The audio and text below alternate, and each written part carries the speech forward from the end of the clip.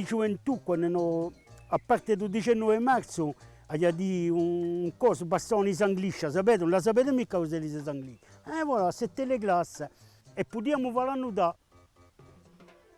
Faremo a figagliola l'annudà e così per la nostra duscia. Dinammente a settembre-ottobre duscia la via in casa, che figagliola, che la nostra casa. Voilà.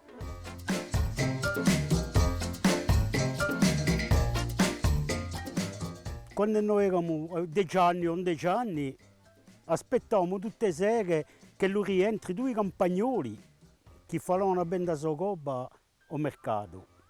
E noi ne approfittavamo per pigliargli 2 miloni, 2 badecche, 2 caspedue e tutte. E un giorno eravamo all'aperitivo e io raccontavo questo fatto in bar. E una persona è giunta e mi ha detto, sapete, gli eravamo per un zio, ma solamente cosa non sapete mica.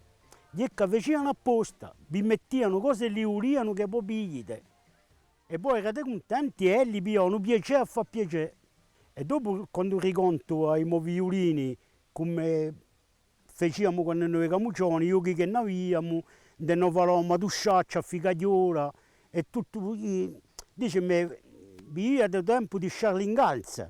Ha detto io, i violini, 7-8 anni di Charlie Ingalls, né più né meno. Voilà, tout simplement.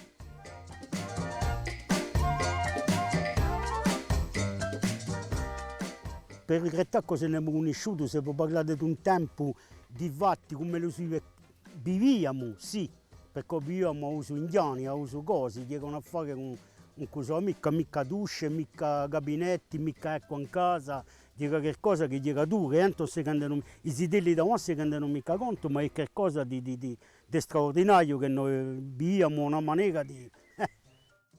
E questo non lo regretto mica, al contrario. Ma cosa regrettavo di maniera che li vivono, perché le case sono chiuse, un paragone, c'è la vista di San Giuseppe.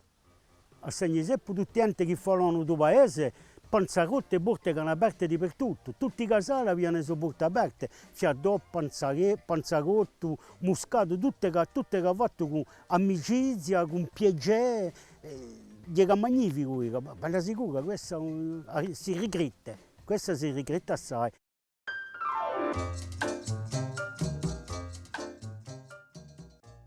Cercate di creare questa amicizia, questa fratellanza che lui c'era avanti per poter discutere di lavare tutti insieme, per far lavare tutti insieme come lui ci tocca e con piacere.